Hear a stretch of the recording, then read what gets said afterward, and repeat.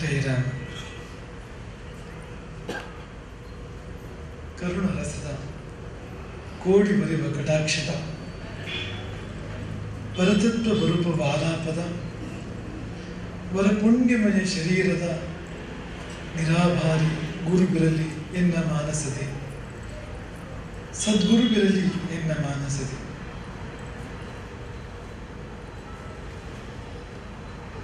ಲೋಕಾಭಿರಾಮಂ ರಣರಂಗಧೀರಂ ರಾಜೀವನೇತ್ರಂ ರಘುವಂಶನಾಥಂ ಕಾರುಣ್ಯರೂಪಂ ಕರುಣಾಕರಂತಂ ಶ್ರೀರಾಮಚಂದ್ರಂ ಶರಣಂ ಪ್ರಪದ್ಯೆ. ರಾಕ್ಷಸಾಂತಕ ರಾಮಸೇವಕ ನಿನ್ನ ಮಂಗಲ ಮೂರ್ತಿ ರಾಮ ಲಕ್ಷ್ಮಣ ಜಾನಕಿಯ ಜೊತೆ ಎದೆಯುಳಿರಲಿ ಮಾರುತಿ, ಎದೆಯುಳಿರಲಿ ಮಾರುತಿ.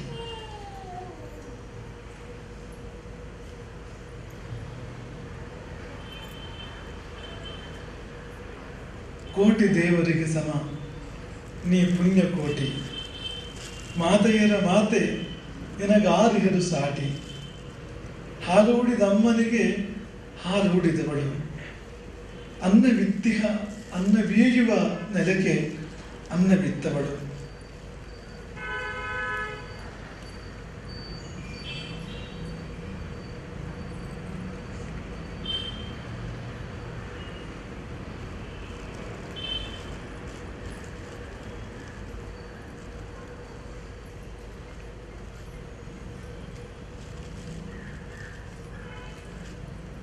ಸರ್ವಕಾಲದಲ್ಲಿಯೂ ಸರ್ವ ದೇಶಗಳಲ್ಲಿಯೂ ಸರ್ವ ಜನಾಂಗಗಳಲ್ಲಿಯೂ ಸರ್ವ ವ್ಯಕ್ತಿಗಳಲ್ಲಿಯೂ ಸಲ್ಲುವ ಕೆಲವು ನಿಯಮಗಳಿರ್ತವೆ.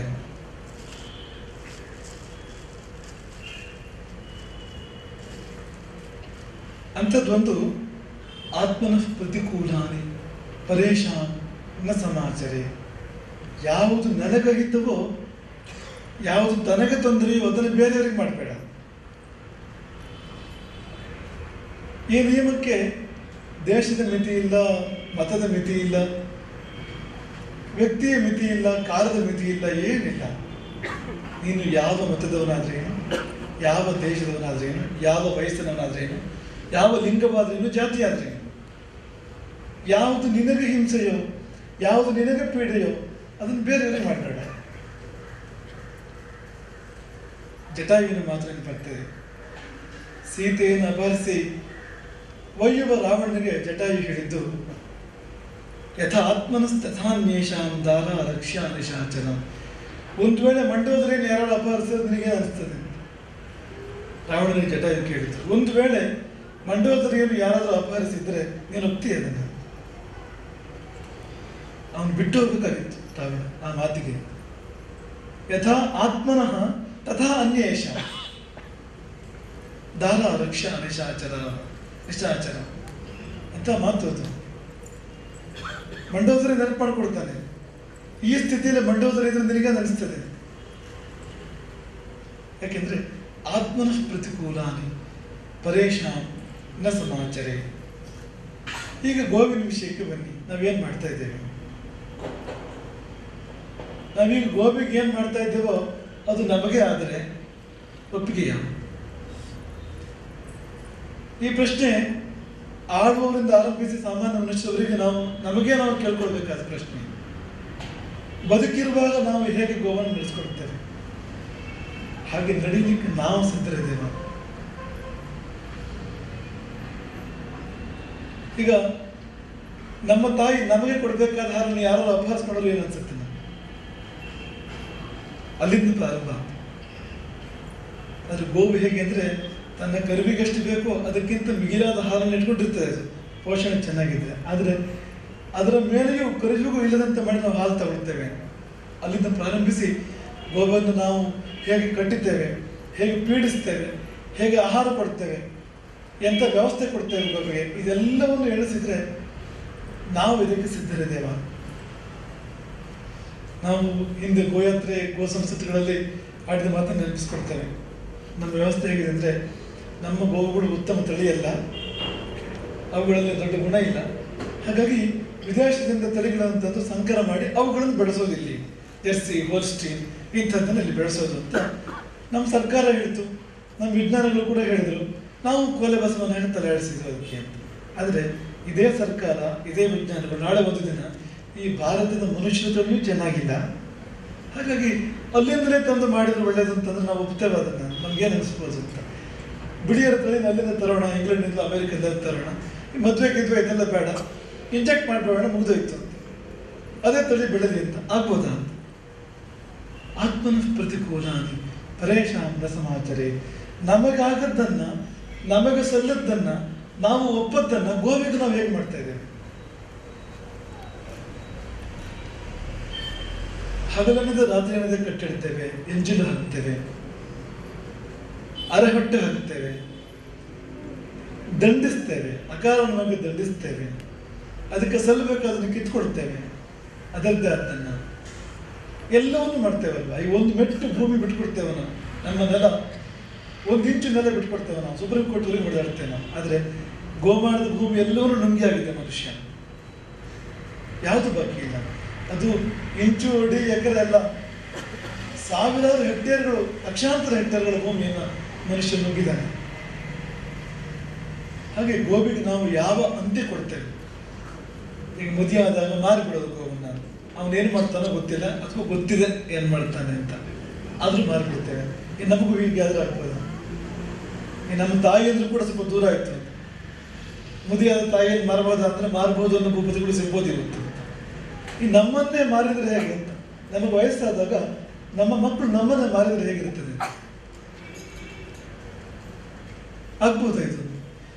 ಯಾವ ರೀತಿಯಲ್ಲಿ ಸಾಗಿಸ್ತಾರೆ? ಮಾರಲ್ಪಟ್ಟ ಗೋವನ್ನ ಕಸಾಯಿಖಾನೆಗೆ ಸಾಗಿಸುವ ವಿಧಾನ ಇದೆಯಲ್ಲ, ಅದು ಕಸಾಯಿಖಾನೆಗಳ ಸಾಯುವ ವಿಧಾನ ಎಷ್ಟು ಕ್ರೂರವೋ ಅಷ್ಟೇ, ಅಥವಾ ಕೆಲಸ ಅದಕ್ಕಿಂತ ಕ್ರೂರ ಅಂತ. ತರಕಾರಿ ಕೂಡ ನಾವು ಹಾಕಿ ಬೆರೆಸೋದಿಲ್ಲ. ಹಾಗೆ ನಾವು ಪ್ರಯಾಣ ಮಾಡಲಿಕ್ಕೆ ಸಿದ್ಧ ಇದ್ದೇವಾ?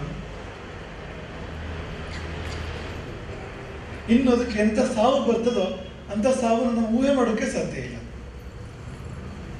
ಮೊನ್ನೆ ಗೋಕಥೆಯ ಹಾಡಿದ ಪಂಕ್ತಿಗಳು, ಜೀವಂತ ಕರುವಿನ ಚರ್ಮ ಸುಲಿಯುವರು.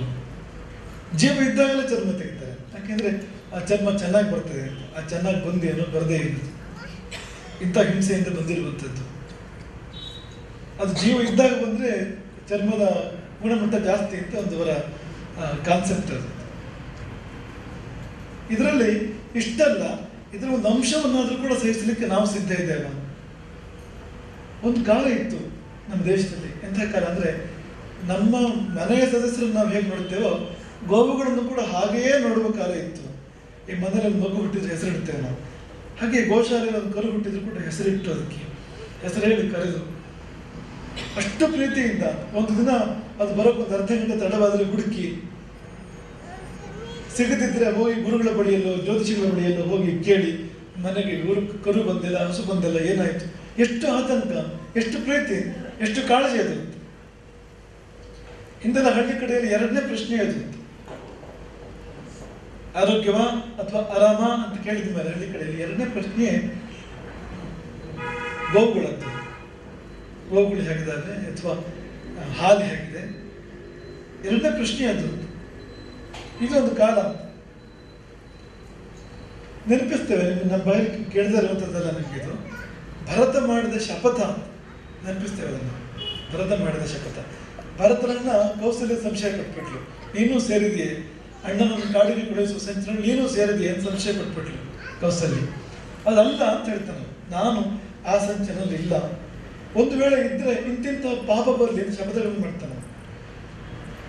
ಬ್ರಹ್ಮಹತ್ಯೆ ಆಗಲಿ, ಬೇರೆ ಬೇರೆ ಬಗೆಯ ಶಪಥ ಪಾಪಗಳನ್ನು ಉಲ್ಲೇಖ ಮಾಡ್ತಾನೆ, ಘೋರ ಪಾಪಗಳನ್ನು ಉಲ್ಲೇಖ ಮಾಡಿ ಈ ಪಾಪಗಳು ಬರಲಿ ನನಗೆ, ನಾನು ಒಂದು ವೇಳೆ ಅಣ್ಣನನ್ನು ಕಾಡಿಗೆ ಕಳಿಸುವ ಸಂಚಲನ ಭಾಗಿಯಾಗುವ ವಿಷಯ ಆಗಿರಲಿ, ಹೋಗಿದ್ದು ನನಗೆ ಸಮಾಧಾನ ಇದ್ರೆ ಅಂತ.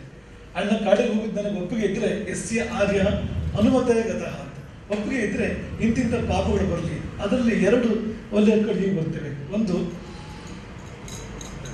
ಮಲಗಿದ ಗೋವನ್ನು ಕಾಲಿಂದ ತುಳಿದ ಪಾಪ ಬರಲಿ ಒಂದು. ಇನ್ನೊಂದು, ಎಳೆಗರುವಿನ ಪಾಲಿನ ಹಾಲನ್ನು ತಗೊಂಡು ಪಾಪ ಬರಲಿ. ಎಳೆಗರುವಿಗೆ ಸಲ್ಲಬೇಕಾದ ಹಾಲನ್ನು ತಗೊಂಡ್ರೆ ಏನು ಪಾಪ ಬರ್ತದೆ ಅದನ್ನ ಪಾಪ ಬರಲಿ. ಅಂದ್ರೆ ಅವತ್ತಿನ ಕಾಲದಲ್ಲಿ ಈ ಪಾಪಗಳೆಲ್ಲ ಆ ಕೋಟಿಯಲ್ಲೇ ಇದ್ರು ಅಂತ, ಅಂದ್ರೆ ಮಹಾಪಾತಕಗಳ ಕೋಟಿಯಲ್ಲಿದ್ದರು. ಹಂತು ಪಾದೇನ ಗಾಂ ಸುತ್ತನ ಮಲಗಿದ ಗೋವನ್ನು ಕಾಲಿನಲ್ಲಿದ್ದ ಪಾಪ. ಹಾಗೆ ಬಾಲವತ್ಸ ಅಂತ ಗಾಂ ಗೋಪ್ತು, ಬಾಲವತ್ಸ ಅಂದ್ರೆ ಎಳೆಗರುವಿರುವ ಹಸುವನ್ನು ಕರೆದ ಪಾಪ. ಕರೆಯಲೇಬಾರ್ದು ತುಂಬಾ ಎಳೆಗರು ಇದ್ದಾಗ, ಹಾಗೆ ಹಸುವಿಗೆ ಆ ಕರುವಿಗೆ ಸಿಗಬೇಕು ಪೂರ್ತಿ. ಬೆಳೆದಂತೆ ಕೂಡ ಅದು ಪಾಲಕ್ಕೆ ಸಿಗಬೇಕು, ಉಳಿದಿದ್ದು ನಮಗೆ ಬರಬೇಕು. ಹಾಗಾಗಿ ಇಲ್ಲೆಲ್ಲ ನಾವು ಗೋವನ್ನು ನಡೆಸ್ಕೊಂಡ ರೀತಿ ಅತ್ಯಂತ ಅಂದರೆ ಅಮಾನವೀಯ ಅಂತ ಅನ್ಬಾರ್ದು ನಾವು. ಮಾನವೀಯ ಅಂದ್ರೆ ಯಾವುದೊಂದು ಪ್ರಶ್ನೆ ಇದೆ ಅಲ್ಲಿ, ಆದರೆ ಅದು ಧರ್ಮಕ್ಕೆ ವಿರುದ್ಧವಾದ್ದು, ನಿಸರ್ಗ ಧರ್ಮಕ್ಕೆ, ಜೀವ ಧರ್ಮಕ್ಕೆ ವಿರುದ್ಧವಾದದ್ದು. ನಾವು ಅದು ಯಾವುದನ್ನು ಒಪ್ಕೊಳ್ತಿರ್ಲಿಲ್ಲ, ಯಾವುದನ್ನು ನಾವು ಸಹಿಸ್ತಿರ್ಲಿಲ್ಲ, ಆದರೆ ನಾವು ಅದನ್ನು ಗೋವಿ ಮಾಡ್ತಾ ಇದ್ದೇವೆ. ಹಾಗಾಗಿ ಇಂದಿನ ಗೋಸಂತ ಸಭೆಯ ಸಂದೇಶ ಅದು. ಎಲ್ಲ ಮನುಷ್ಯರಿಗೆ ನಾವು ಕೊಡುವ ಕರೆ ಇದು. ಅವನು ಸಾಮಾನ್ಯ ವ್ಯಕ್ತಿ ಆಗಿರ್ಬೋದು, ಕೃಷಿಕ ಆಗಿರ್ಬೋದು, ಗೋವನ್ನು ಮಾರ್ತಾನವನು, ಒಬ್ಬ ಕಸಾಯಿ ಆಗಿರ್ಬೋದು, ಗೋವನ್ನು ಕಡಿತಾನೆ ಅಥವಾ ಕಡಿಸ್ತಾನೆ, ಆ ಒಂದು ಕಾರ್ಖಾನೆ ಮಾಲೀಕ, ಆಳುವರು ಅನುಮೋದನೆ ಕೊಡ್ತಾರೆ. ಇವರಿಗೆಲ್ಲರಿಗೂ ನಮ್ಮ ಪ್ರಶ್ನೆ ಇದೆ, ನೀವು ಆ ಜಾಗದಲ್ಲಿ ನಿಂತು ನೋಡಿ, ನೀವು ಹೋಗ್ತೀರಾ, ನೀವು ಸಹಿಸ್ತೀರಾ? ಈಗ ನಾವು ಒಪ್ಪದೇ ಇರುವುದು ನಮಗೆ ಪ್ರತಿಕೂಲವಾದದ್ದು, ಅಹಿತವಾದದ್ದನ್ನು ಬೇರೆಯವರು ಮಾಡಿದ್ರೆ ಏನಾಗ್ತದೆ ಅಂದರೆ ಸೃಷ್ಟಿ ಒಂದನ್ನು ನಮಗೆ ಕೊಡ್ತದೆ. ಅದನ್ನು ಒಂದಕ್ಕೆ ಎರಡಾಗಿ ನಾಲ್ಕಾಗಿ ನಮಗೆ ಬರ್ತದೆ ಒಂದು ದಿನ ಅದು. ಹಾಗಾಗಿ ಹಾಗೆ ನಾವು ನೋಡಲೇಬೇಕು ಅದನ್ನ. ನಾವೇನು ಬೇರೆಯವ್ರಿಗೆ ಮಾಡ್ತೇವೆ, ಒಳ್ಳೆಯದಾಗಲಿ ಕೆಟ್ಟದಾಗಲಿ, ಅದು ಪುನಃ ನಮಗೆ ಹಾಗೆ ಆಗ್ತದೆ. ಅದು ಆಗಬಾರ್ದು ಅಂತಿದ್ರೆ ನಾವು ಮಾಡಬಾರ್ದು ಅಂತ ಕಾರ್ಯವನ್ನು. ಹಾಗಾಗಿ ಇದೇ ಇಂದಿನ ಗೋಸಂತ ಸಭೆಯ ಸಂದೇಶ ಎನ್ನುವ ಮಾತುಗಳನ್ನ ಹೇಳ್ತಾ, ಸದ್ಗುರು ಚನ್ನದರಾಮರ ಉಪಸ್ಥಿತಿಯಲ್ಲಿ ಇಂದು ಈರುವ ಗೋಸೇವಕರಿಗೆ ಪುರಸ್ಕಾರ ಸಂದಿದೆ. ಒಬ್ಬರು ಕುಮಾರಗೌಡರು, ಒಬ್ಬರು ಎಂ.ಆರ್. ಭಟ್ರು, ಹೆಬ್ಳಕೆರೆ ಎಂ.ಆರ್. ಭಟ್ರು, ಒಬ್ಬರು ವಿಜ್ಞಾನದ ಕ್ಷೇತ್ರದಲ್ಲಿ ತುಂಬ ಸಾಧನೆ ಮಾಡಿರುವಂಥವ್ರು. ನೀವು ಈಗಾಗಲೇ ಕೇಳಿದಿರಿ ಅದನ್ನು. ವಿಜ್ಞಾನ ತಂತ್ರಜ್ಞಾನದ ಕ್ಷೇತ್ರದಲ್ಲಿ 10,000 ಗೋಬರ್ ಗ್ಯಾಸ್ ಪ್ಲಾಂಟ್ಗಳು, 10,000 ಗೋಬರ್ ಗ್ಯಾಸ್ ಪ್ಲಾಂಟ್ಗಳು ಒಬ್ಬ ವ್ಯಕ್ತಿಯ ಮಿರುಳಿಂದ ಕೈಯಿಂದ ಆಗ್ತದೆ. ಆ ಕೈ ಮಿರುಳು ಎಂಥದ್ದಾಗಿರ್ಬೇಕು ಅಂತ. 225ಕ್ಕೂ ಹೆಚ್ಚು ಪೌಲ್ಟ್ರಿ ತ್ಯಾಜ್ಯ ಆಧಾರಿತವಾಗಿರ್ತಕ್ಕಂಥ ವಿದ್ಯುತ್ ಘಟಕಗಳು, ಮತ್ತೆ ಸುಮಾರಷ್ಟು ರಾಷ್ಟ್ರೀಯ ಸಮ್ಮೇಳನ, ತರಬೇತಿ ಕೈಪಿಡಿ, ಪುಸ್ತಕ, ಪ್ರಬಂಧ, ಪಟ್ಟಿಯೇ ಇದೆ.